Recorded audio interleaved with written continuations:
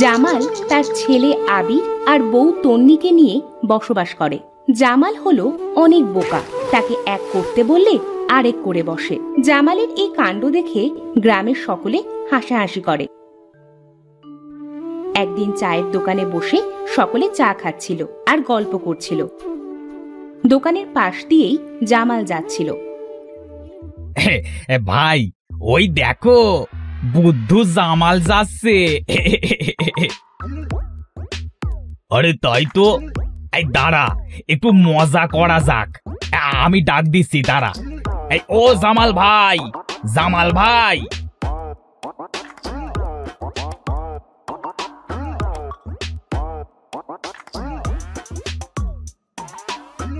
আমাকে ডাকছো নাকি তোমরা? তুমি ছাড়া কি জামাল নামের আর কেউ আছে এখানে? হ্যাঁ, আমার আশেপাশে তো কাউকে দেখছি না। তাহলে কাকে দেখছো? এই তোমাকে ডাকছে গো জামাল ভাই, তোমাকেই দেখছে।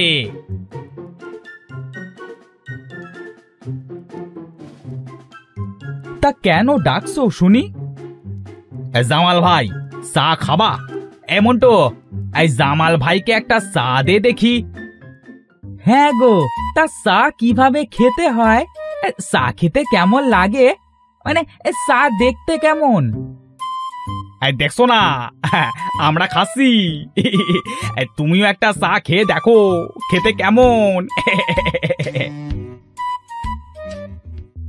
এই নিন জামাল ভাই, আপনার চা। জামাল চা মুখে দিতেই সেটা ফেলে দেয়। কি গরম আর কি বিশ্রী খেতে। উফ, গালটা পুড়ে গেল। উফ, এই তোমার কাছে চাটা বিশ্রী মনে হচ্ছে? হ্যাঁ, এটা শুনে দোকানের সবাই হাসতে থাকে। আমি চলে যাচ্ছি, বাড়িতে আবার অনেক কাজ আছে। জামাল দোকান থেকে চলে আসে।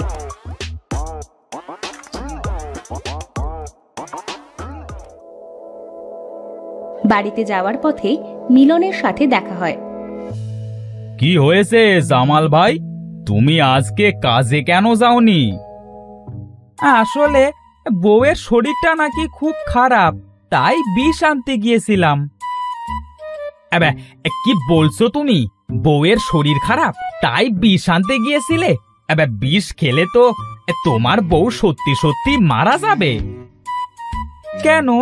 বউ যে বলল আমার জন্য সে নাকি মরে যাচ্ছে, বিষ খেলে সে নাকি বেঁচে যাবে।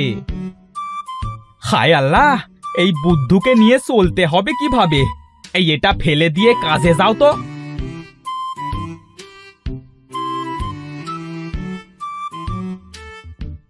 তাহলে বউ কেন বলল বিষ খেলে বউ বেঁচে যাবে? কিছুই মাথায় ঢুকছে না। মালিক আবার কাজে যেতে বলল, আমিও মালিকের পিছু পিছু যাই। জামাল হাঁটতে হাঁটতে মিলনের বাড়িতে যায়।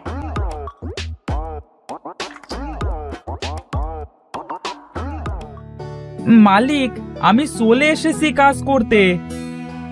হ্যাঁ, তা বেশ করেছো। গোয়াল ঘরে একটা গরু আছে, গরুটার পেটে কিছু নেই, গরুটাকে খাইয়ে পেটটা ভরাও দেখি। ঠিক আছে মালিক।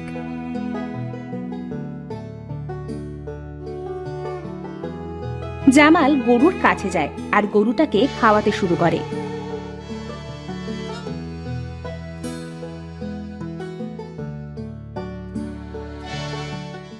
গরুর কখন খাওয়া শেষ হবে আর আমি কখন অন্য কাজ করব?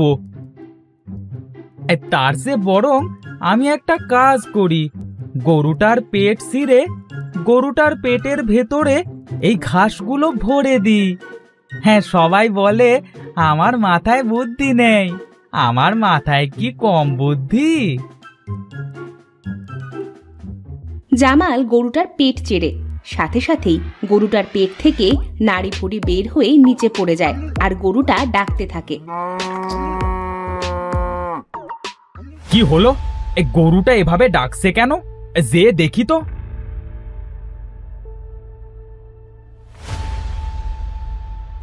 গরুটার কাছে যায়, গিয়ে দেখে গরুটা শুয়ে মৃত্যুর জন্য ছটফট করছে। হায় হায়, এটা আমার কি সর্বনাশ হলো! জামাল ভাই, এটা তুমি কি করলে? আমার গরুটাকে মেরে ফেললে।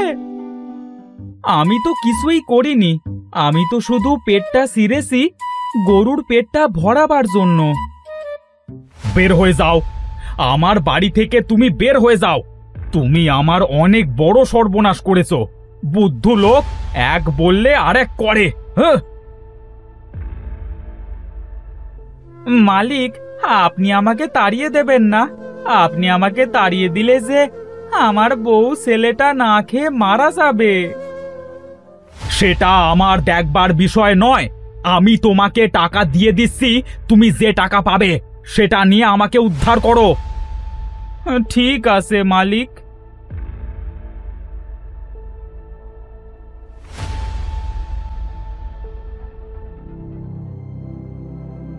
জামাল ওদের বাড়ি থেকে চলে আসার পথে তার ছেলে আবিরের সাথে দেখা হয়। কি হয়েছে বাবা, তোমাকে এমন দেখাচ্ছে কেন? মালিক আমাকে বলেছে আর কাজে নেবে না। কেন, তুমি আবার কি করেছো? নিশ্চয়ই কোনো গন্ডগোল পাকিয়েছো। না রে বাবা, আমি তো কিছু করিনি। মালিক আমাকে গরুর পেট ভরাতে বলেছিল, সেজন্য আমি গরুর পেট ছিঁড়েছি, যাতে গরুর পেট তাড়াতাড়ি ভরে। এজন্য মালিক আমাকে তাড়িয়ে দিল। হায় হায়, কি করেছো তুমি এটা? তুমি গরুর পেট ছিঁড়েছো? তোমাকে তাড়িয়ে দেবে না তো কি করবে বাবা? এখন বাড়িতে চলো।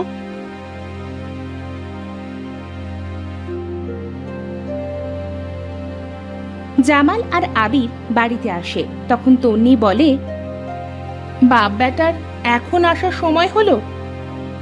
মা, আমি একটু শাহিনদের বাড়িতে গিয়েছিলাম। বাবা আবির, তুই মাঠ থেকে আমার ছাগলটা একটু এনে দে তো। আচ্ছা, যাচ্ছি মা। টনি কিছু ফল গাছ জামালকে দিয়ে বলে, এই যে শোনো, তোমাকে বলছি, এই নাও কিছু ফল গাছের চারা, এগুলো লাগিয়ে যত্ন নেবে। আমি একটু বাবার বাড়িতে যাচ্ছি আবিরকে নিয়ে। এই যে মা, তোমার ছাগল। মা, তুমি যে আমাকে নিয়ে নানুর বাড়িতে যেতে চাচ্ছ, বাবা কি তোমার সাধের ফল গাছগুলো পরিচর্যা করতে পারবে? আমি বাবার সাথে থাকছি। তাও ঠিক বলেছিস, তাহলে আমি একাই যাচ্ছি। শোনো, তোমাকে বলছি, আমার ফল গাছগুলোতে রোজ দুবেলা পানি দেবে কিন্তু।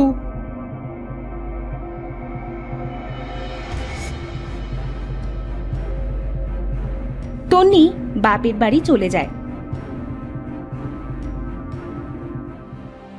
জামাল গাছগুলো লাগিয়ে দেয়। কিছুক্ষণ পর সেখানে আবির আসে। আরে বাবা, এগুলো কি করেছো? এমন করে গাছ লাগালে যে একটা গাছও বাঁচবে না, সব মারা যাবে। জামাল গাছগুলো লাগিয়ে বাড়িতে চলে গেল। আবির গাছগুলো আবার নতুন করে লাগায়।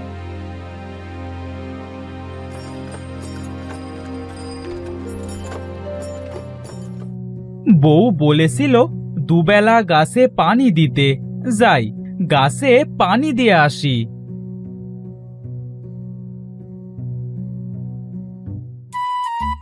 প্রতিটা গাছের গোড়ায় একটা করে বোতলে পানি ভরে রেখে আসে।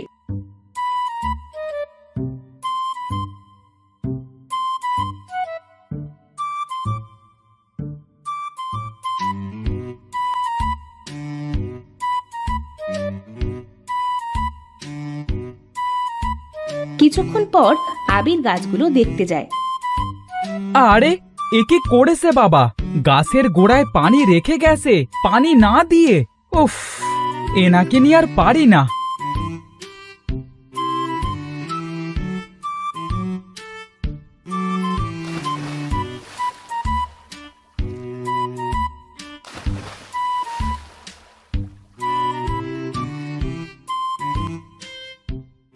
গাছেদের তো পানি খেতে দিয়ে এসেছিলাম, যে দেখি তো গাছে পানি খেয়েছে কিনা। হ্যাঁ, গাছে সব পানি খেয়ে নিল। এক কাজ করি, বোতলগুলো নিয়ে যাই। বিকেলে আবার পানি দিতে হবে।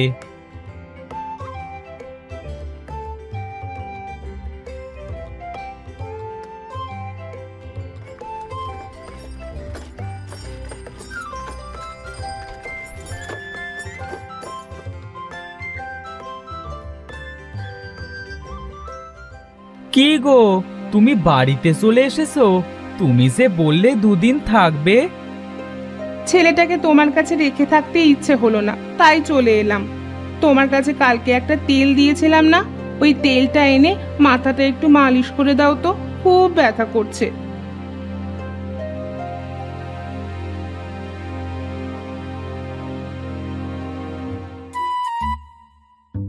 কি গো, তেল দিয়ে এমন বাজে বাজে গন্ধ বের হচ্ছে কেন বলো তো? মা, বাবা, আমি স্কুলে ফার্স্ট হয়েছি, আমার 1 রোল হয়েছে। কি, তোর 1 রোল হয়েছে? নিজে না খেয়ে তোকে পড়িয়ে তুই শেষে কিনা 1 রোল করলি? তুমি চুপ করো তো ছাই। বাপ বুদ্ধ হলে কি হবে, ছেলে আমার অনেক চালাক। তুই তোর বাপের নাম তলাবি রে বাবা। আরে কিসের এমন গন্ধ বের হচ্ছে রে? বাবা কেরোসিন তেল দিয়ে তোমার মাথা মালিশ করেছে, গন্ধ তো বের হবেই। এই দেখো তোমার নারকেল তেল। কি, তুমি কেরোসিন তেল দিয়ে আমার মাথা মালিশ করছো? বের হও, বের হও বাড়ি থেকে। তোমাকে যেন এই বাড়িতে আর আমি না দেখি। আমি কি করলাম? তুমি আবার জিজ্ঞেস করছো তুমি কি করেছো? তোমাকে বের হতে বলেছি না আমার চোখের সামনে থেকে? জামাল বাড়ি থেকে চলে যায়।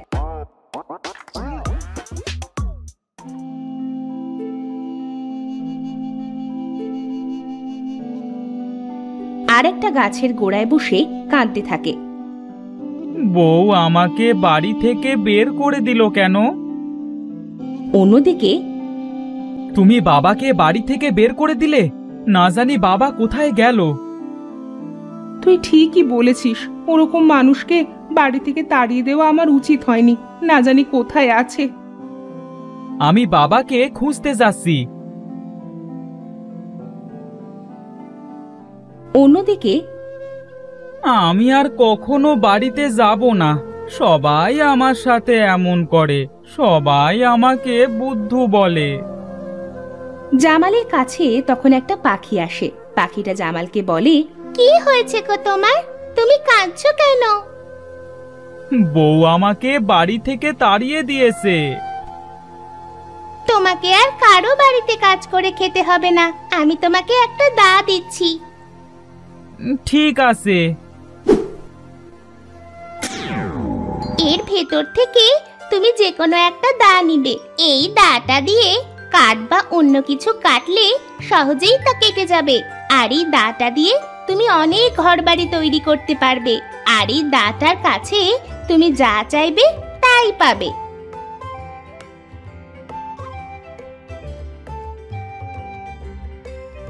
আমি আমি প্রথমটা নেব। না বাবা, 3 নম্বরটা নেবে। তুমি ওনার ছেলে বুঝি, তা 3 নম্বরটা কেন নিবে? 3 নাম্বারটাকে যা বলবো তাই করবে, কিন্তু প্রথম 2টা শুধু একটা করেই কাজ করবে।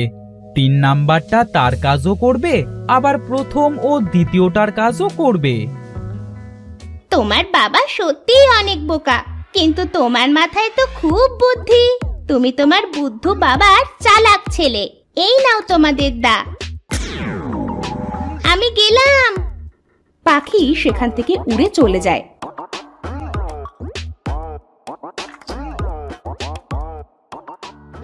অন্যদিকে আবির আর তার বাবা বাড়িতে চলে আসে। জাদুর দাকে আবির তার বাপের মাথায় বুদ্ধি দিতে বলে। জাদুর দা, আমার বাবার মাথায় বুদ্ধি দাও তো। বাবা, এই দাকে আমাদের বাড়ি বানিয়ে দিতে বল। বাবা, তোমার মাথায় তো সত্যি সত্যি বুদ্ধি হয়েছে। আবির দাকে সুন্দর একটা বাড়ি বানিয়ে দিতে বলল। দা তাদের সুন্দর একটা বাড়ি বানিয়ে দেয়। তারা জাদুর দাকে যাই বলে জাদুর দা সাথে সাথেই তাই করে দেয়।